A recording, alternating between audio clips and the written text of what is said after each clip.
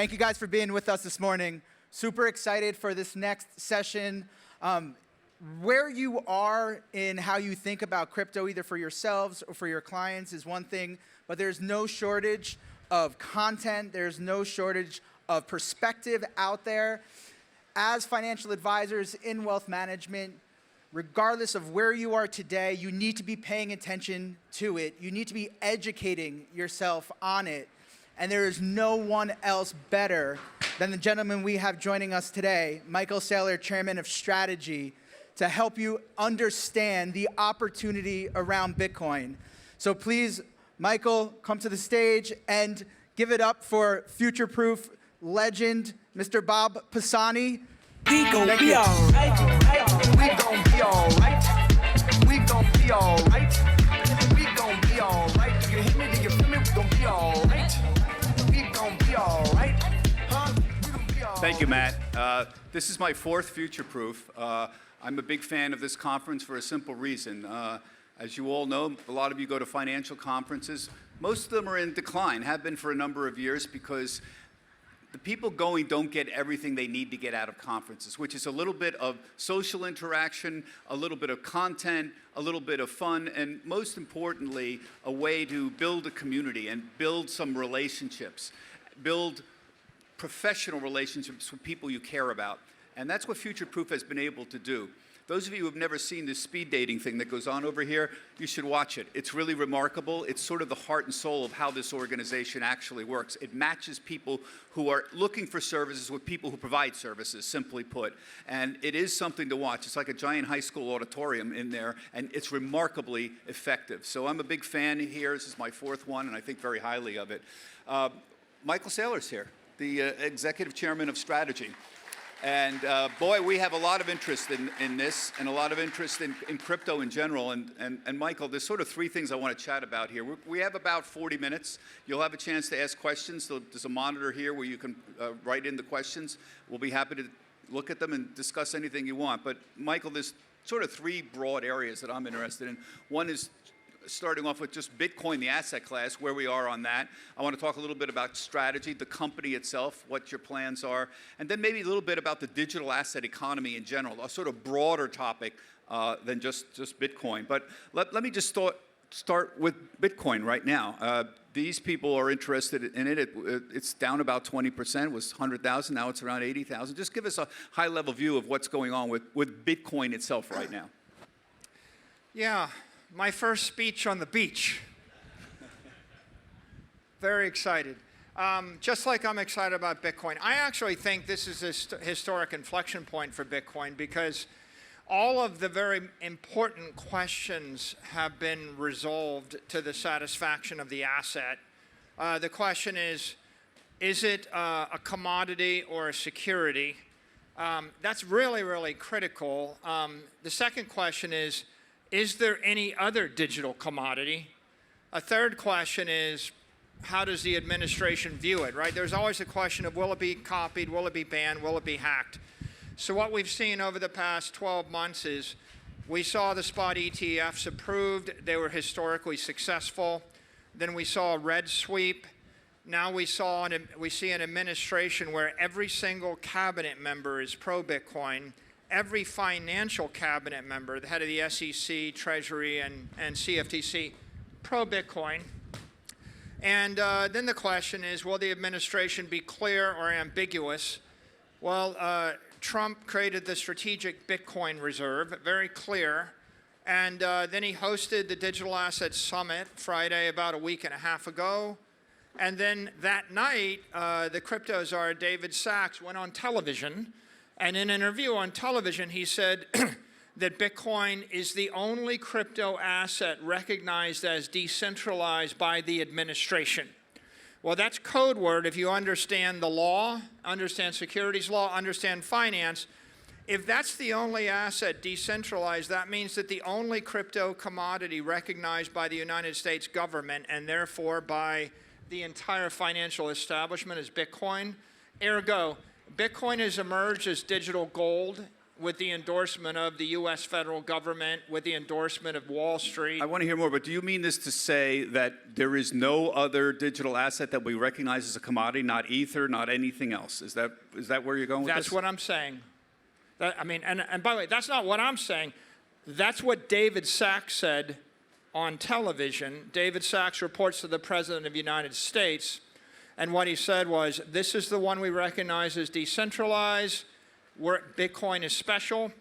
We're going to hold it forever. We're never going to sell it. Okay, that's clarity, right? If you're looking for the crypto gold or a digital gold or a digital capital asset that's a store of value, that's Bitcoin. I'll make one legal point.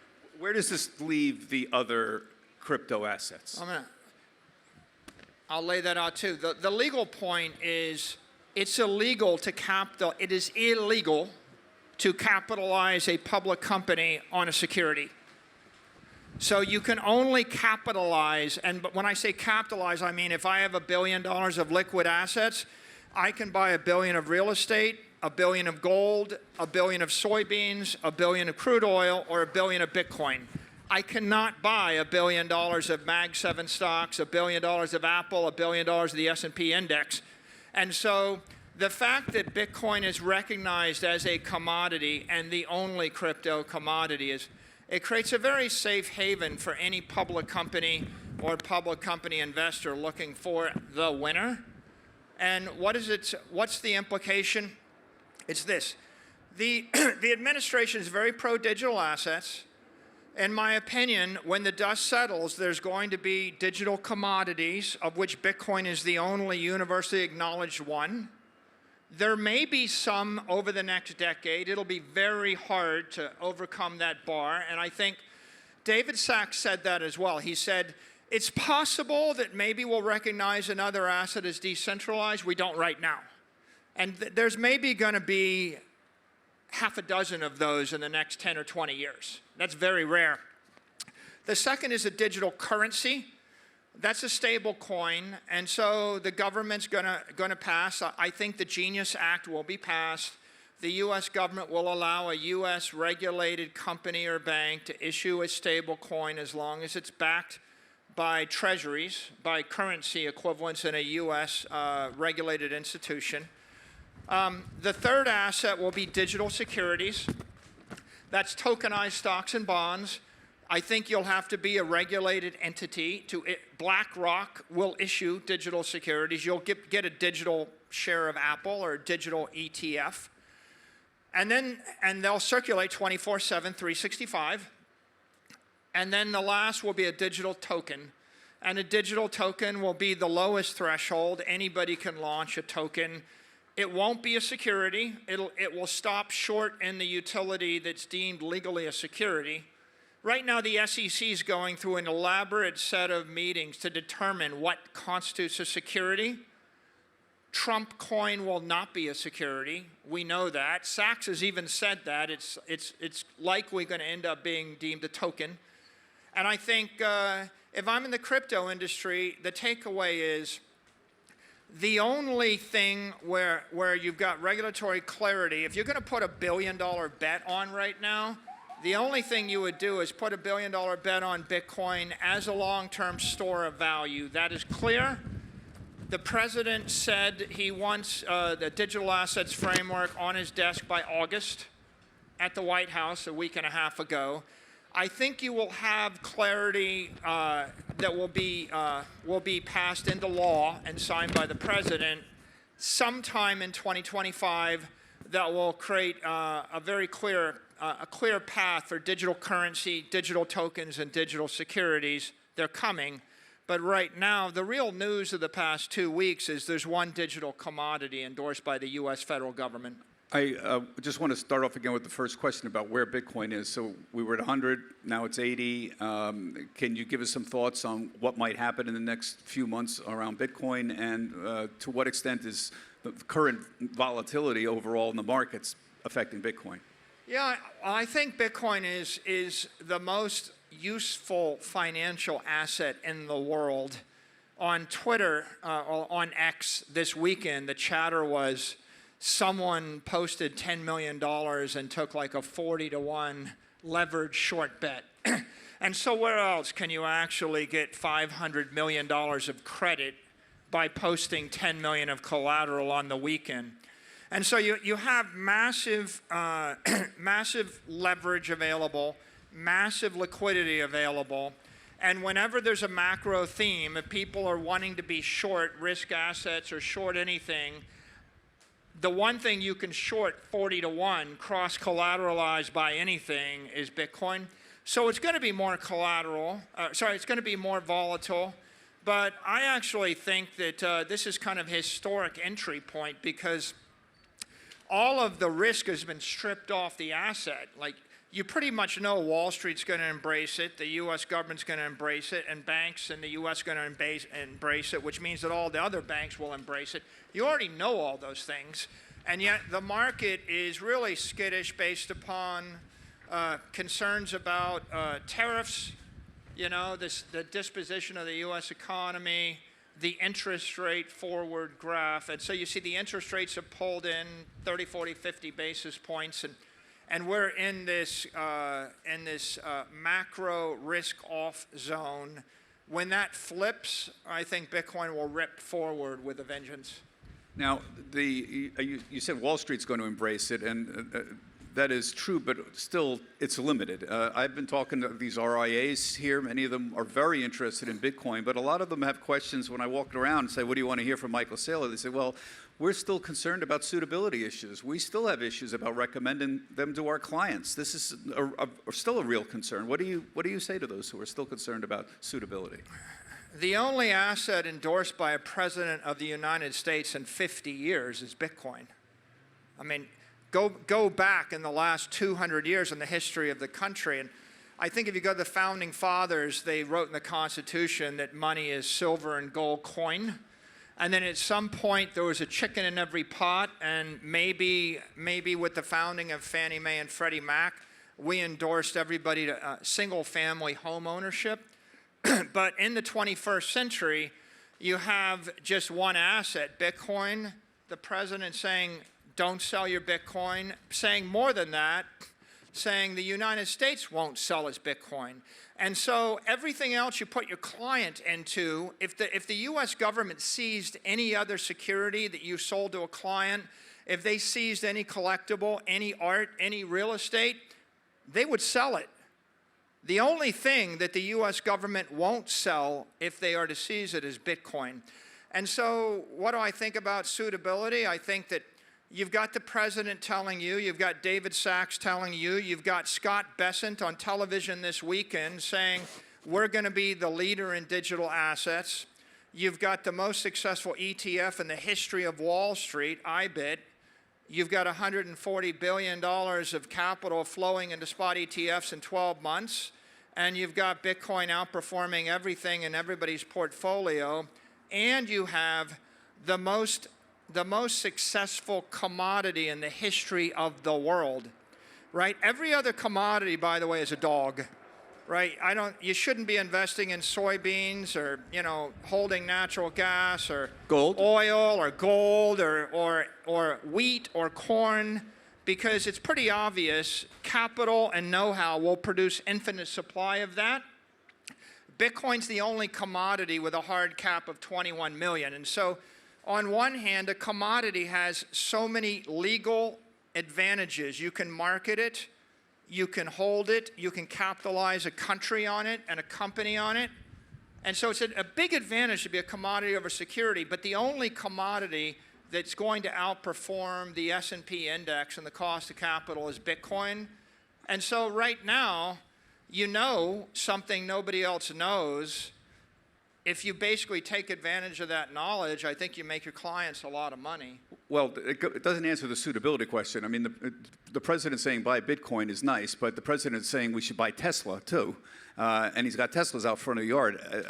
The RIAs here are concerned about the legal issues around recommending Bitcoin. Do you feel that those legal issues will eventually go away? Address their concerns at this point. There aren't any legal issues at this point, right? There's just fear. there's fear of the new, but as a practical matter, there's nothing that keeps you from promoting a commodity. In fact, the perverse irony is, I can stand on stage and tell you Bitcoin's going to 13 million a coin, and I expect 29% ARR for the next 20 years. I don't have securities exposure to that. It's not a security. It's a commodity. It's like telling people they should own land, or they should put a chicken in every pot, or they should own gold. If you were to actually make a forecast of Apple stock or the S&P index, you're actually making a securities representation. So ironically, I think promoting Bitcoin or putting in a client's portfolio is much less legally risky than to actually promote a security. Another issue in talking the RIAs here that they have is whether owning Bitcoin would add anything to their portfolio. Now, you all know about standard portfolio theory. Adding any new asset class increases the complexity of a portfolio. That's sort of well known. So what does adding Bitcoin to a portfolio do? Does it improve returns? Does it reduce volatility? Does it have a lower negative correlation with the portfolio? Does it enhance risk-adjusted returns? I mean, this is the classic questions you ask when you add a new asset class to a portfolio. Yeah, well, I think over the last decade, Bitcoin's had the best Sharpe ratio, and there's been tons of statistical studies that said if you put 1%, 2%, 3% in a portfolio, it improves the performance of the portfolio and improves the Sharpe ratio of the portfolio. It's kind of like sucralose. It's like this universal sweetener. It just makes everything sweeter. Bitcoin's been running about a 60 ARR, 60 vol for the past 4 to 8 years. I think that, ironically, most people don't want 60 ARR. They'd rather have 15 ARR, 15 vol. But at the end of the day, if you're looking for the highest performance asset, Bitcoin is it. And if you've got a diversified portfolio, it seems to me like you could put it into a bond portfolio, a stock portfolio, a real estate portfolio. It's only going to improve the performance and improve the Sharpe ratio. Move on and talk a little bit about strategy, about the company. And those who don't know, the name of the company was changed to Strategy in early 2025. And there's the Bitcoin symbol right there. The T-shirts are available, right, Mike? You get those T-shirts? Yeah. Hardly a ringing endorsement. I mean, yes, they're for sale right on the side. Mike's got them, and you can get pictures with Mike later on. No, I like that. I like that a lot. I just want to look at the. You own what? 500,000 Bitcoin now? 500,000, right around there. Just shy of 500,000, 499,200 and something. So the math here is somewhere around about 80,000. So that's somewhere around $41 billion. So the market cap is what? $68 billion. Can you explain that differentiation there? Well, look, Microsoft trades at 20 times net assets. The answer is the operating company is actually producing shareholder value by using its net assets. So Strategy is producing shareholder value by using the Bitcoin and then creating a yield on the Bitcoin. So like last year, we raised $22 billion of capital. That $22 billion of capital was at a 200% premium to the underlying assets. We bought back $22 billion of Bitcoin. We captured about a $13 billion shareholder gain. We call that BTC gain. So if you had a company generating $13 billion a year in earnings, would you value it at something, right? Wouldn't you put a 10x multiple on it or something? So the truth is, the treasury operation of our business is probably, 3-4 multiple on the gain we had last year. So I think the company's misunderstood in that regard. We generated a 74% BTC yield last year. That means that you had 74% more Bitcoin per share at the end of the year than you have at the beginning of the year. So if you had put $1 million into a spot ETF, you would have paid a 20 basis point fee. Whereas if you put $1 million into our company, you would have paid no fee and had 1.74 million worth of Bitcoin by the end of the year. So I would say the premium is based upon our ability to raise capital and then invest it in Bitcoin. And if you look at the capital, when you borrow money at 0% interest, like we borrowed $5 billion in the past 2 months at 0% interest, and then you buy Bitcoin, which is appreciating 55% a year, you're capturing a 55% spread on $5 billion. When you borrow money at 8% or 9%, which is what we do with our preferred stock Strike, and you invest it in something going up 55%, you're capturing a 47% spread. So our strategy is to sell fixed income instruments, convertible bonds, convertible preferred, other kinds of preferred stocks, and then buy Bitcoin with it. And the uniqueness of the company is if you want to sell a convertible bond, you have to be 100% Bitcoin.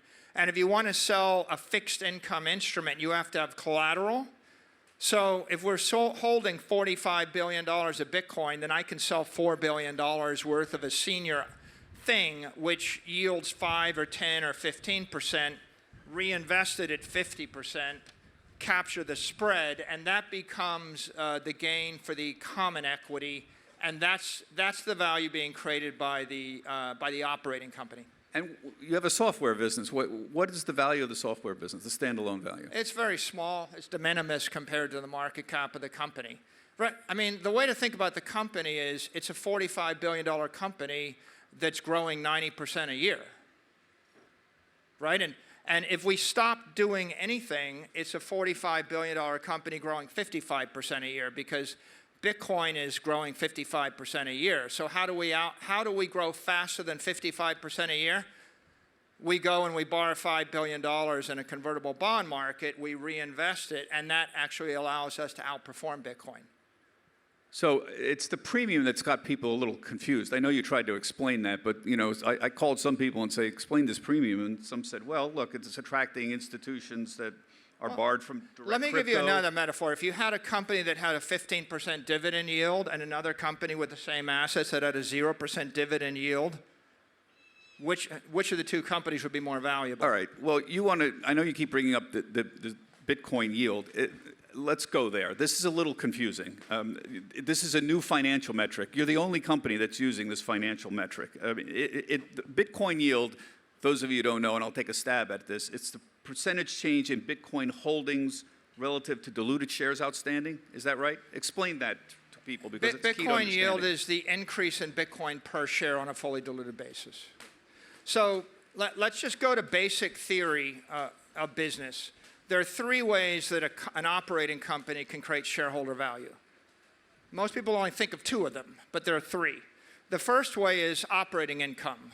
I can operate the business and I can capture operating income, and that goes to shareholder earnings. The second way is investment income. I can invest $1 billion like Warren Buffett might in Apple, and it doubles, and that goes to shareholder earnings. The third way, not very well considered, is acquisition income. I can actually go and acquire another company with cash or stock or debt that is accretive to earnings per share or that creates shareholder value. Oracle did that. Oracle did more than 100 acquisitions. So if you look at companies that do acquisitions, the shareholder benefit doesn't show up in GAAP. It doesn't show up in earnings per share. It doesn't show up in investment income. So we generate most of our shareholder benefit through acquisition income. Think of it this way. I'm buying a company growing 60% a year at 1 times revenue over and over again, right? And that's and by the way, I'm buying it with borrowed money. So if you could buy a company growing 60% a year at 1 times revenue with borrowed money or cash, that would be accretive to earnings per share, but it would not show up in investment income or in operating income. It shows up in an acquisition income. So Bitcoin yield is actually a standardized way for you to figure out how accretive it was.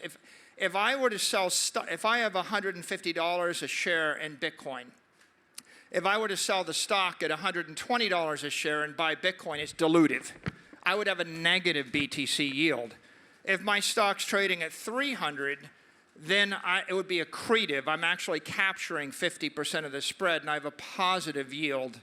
So when you sell stock at a premium, you generate a positive yield. When you sell a convertible bond at a premium to the stock, you generate a double positive yield.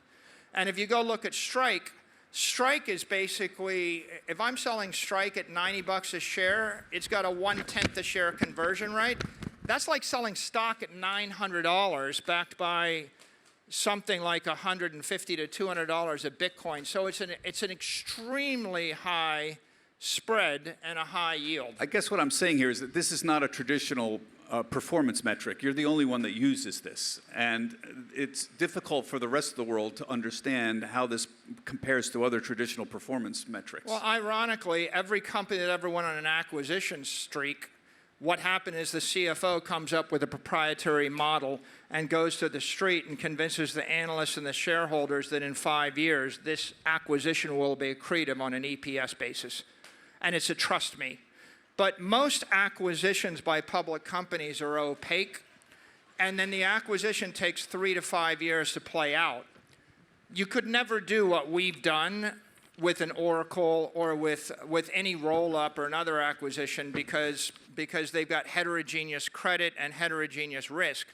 What we're doing is the same acquisition 50 times in a row. And so since our common stock shareholders are focused on one metric, Bitcoin per share, right? The common stock shareholders want Bitcoin per share. We can calculate the Bitcoin per share from buying Bitcoin with a bond, Bitcoin with a preferred stock, Bitcoin with a convertible stock, or Bitcoin with equity, or Bitcoin with cash. So we will raise $1 billion, buy the Bitcoin, announce the results 3 days later. We've already generated the shareholder gain. We just go back and do it again. And so that you could only do this if you had a company capitalized on a digital commodity like Bitcoin. So you've never saw it before because in 50 years, there was never such a good acquisition target or use of proceeds as Bitcoin. And this is what, it's a little dizzying watching you do this because I know recently you launched a at-the-market offering of preferred stock. I think it was $21 billion just recently. You also did a convertible debt last year. So is it the STRK stock? Was it an 8% annual dividend yield on that? Yeah. This just happened recently, right? There's a point worth making.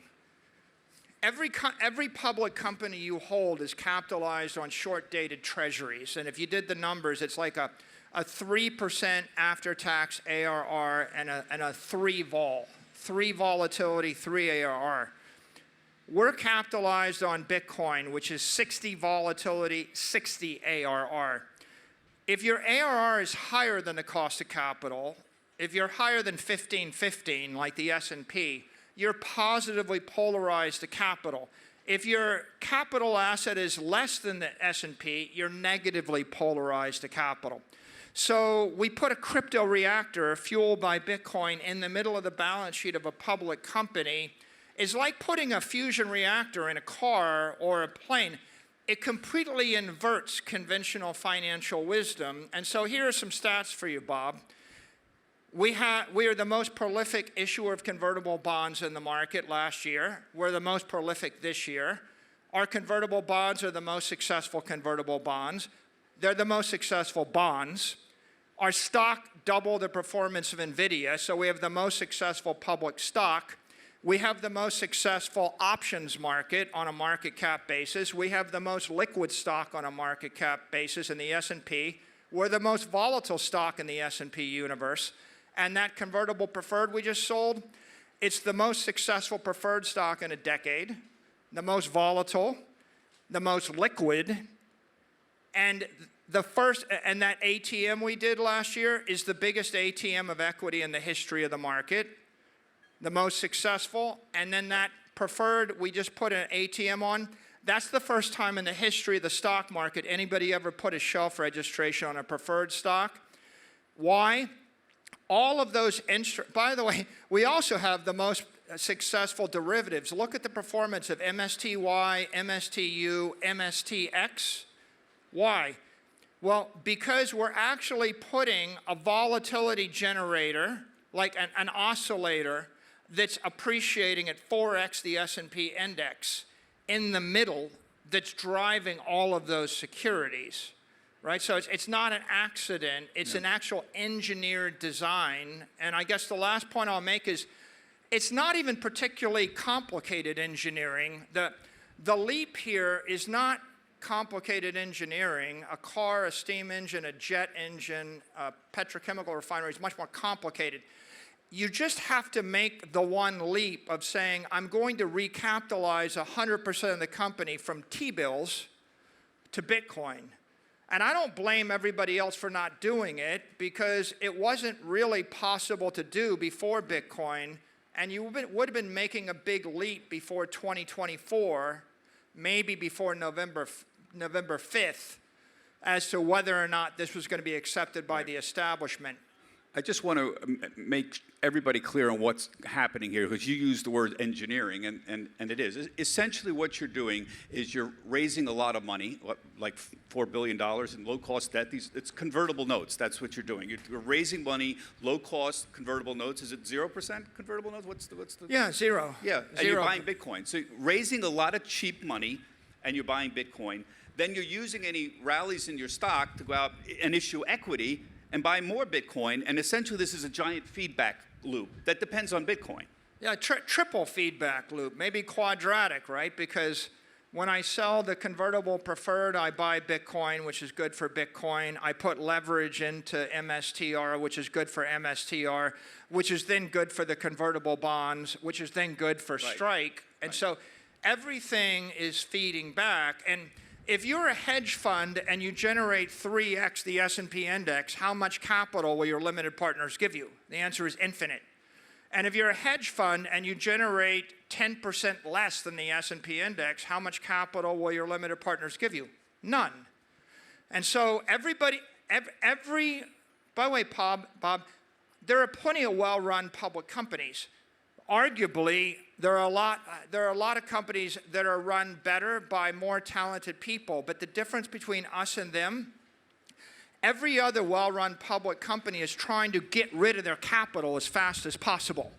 They're literally bragging about surrendering capital and decapitalizing the company. Apple gives it away, Nvidia is going to return it to shareholders, Microsoft, Google, Meta. They talk about buybacks and dividends. And you have to get rid of your cash, because cash is toxic. If you're holding $100 billion of cash, you're burning $10 billion of shareholder value. So every company that chooses to capitalize on treasuries, short-dated treasuries, has to go to negative working capital or neutral working capital, and they know it intuitively. We just happen to be the first public company that's a seasoned issuer that chose to flip to a different capital asset. So we're the only company thinking creatively about how to raise capital. I just want everyone to understand this engineering he's talking about all completely depends on Bitcoin. That's how it's working right now. I want to move on a little. We've got a few minutes left. If you have some questions, let me know. I can see it on the monitor here. I want to talk about the digital economy in general and where we're going on this. I've had some issues with Bitcoin in the past, but I'm a huge backer of blockchain in general and where it's going. Talk to us a little bit about what the future is going to look like in the digital economy, ex-Bitcoin. What are we going to be able to do with this new digital technology absent Bitcoin? The best way to think of it is 4 asset classes. Digital commodities like Bitcoin, their use cases: capital, preservation, and appreciation. Long-term digital goal. Digital currencies like stablecoin, their use case is payments. Export the dollar. You could probably sell $10 trillion of stablecoin to the rest of the world. Digital securities like tokenized stocks and bonds, their use case is capital markets, innovation, and efficiency. It's like, why can't I self-custody my Apple stock and move it to a bank in Singapore on Saturday afternoon, right? And we will export our securities to the rest of the world, right? Maybe everybody in Russia, China, Africa will be holding digital securities on their Android phone, right? And then digital tokens, their use case is capital creation. The big idea here is there's 40 million American businesses. They can't tap the capital markets. There's 400 million businesses, they want to raise money. There's only 400 companies that are seasoned issuers in the US that can file a registration statement with the SEC and raise $1 billion the same day. So if you look at all the small companies, the mid-sized companies, the celebrities, the online influencers, the Joe Rogans, the bakeries, the hotels, they all want to raise capital, and in theory, they could sell a token to their customers or their fans overnight for $40 in 4 hours. But the securities law of the 20th century require that you spend $40 million on lawyers and accountants, take 4 years. So the big unlock that's going to release millions of interesting tokens, not securities, note. If they're securities, you run into a headache. But that big unlock is that digital token economy. And for that to actually, for that to take shape in a legitimate way, we actually need a digital assets framework endorsed by Washington, D.C., passed into law. Yeah, and this is one of the things, and Michael hit on some of the obvious points that really excites me about the digital economy, what I broadly call blockchain. But what you're talking about is reducing financial friction. And that's what makes it, why I'm a big backer of it, why it's so exciting to me. So just for example, in real estate, I grew up in the real estate business. My wife's been a real estate agent for 35 years. My father was a developer. My brother's a developer. And title insurance is one of the great scams of all time. And it's obscene how much money it costs. That could all be tokenized. You can all do that through blockchain. Sending money overseas, don't even get me started. 6 international banks control all the currency around the world. If you want to send money to your friend in Thailand, you pay a vig to JP Morgan, and it ain't cheap. And you can do that all through the blockchain, dramatically cheaper, maybe not entirely zero, but not far from zero.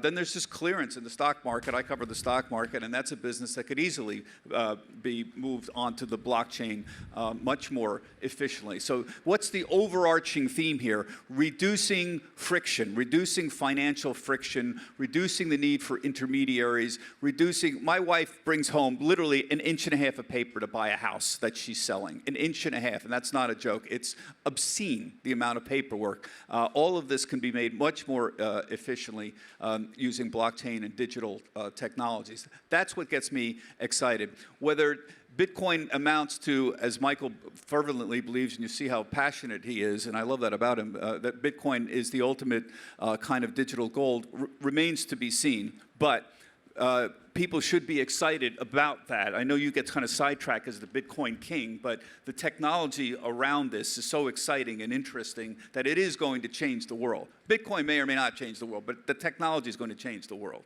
Well, you know, I agree with you that there's extraordinary opportunity here.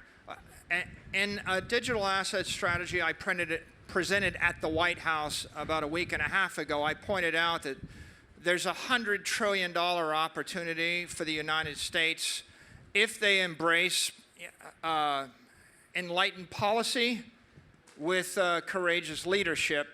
I think we can export $10 trillion of our currency to the rest of the world. I think we can export 10, 20, 30 trillion of our securities to the rest of the world. I think we can export 10 trillion or more of our ideas through these tokens to the rest of the world.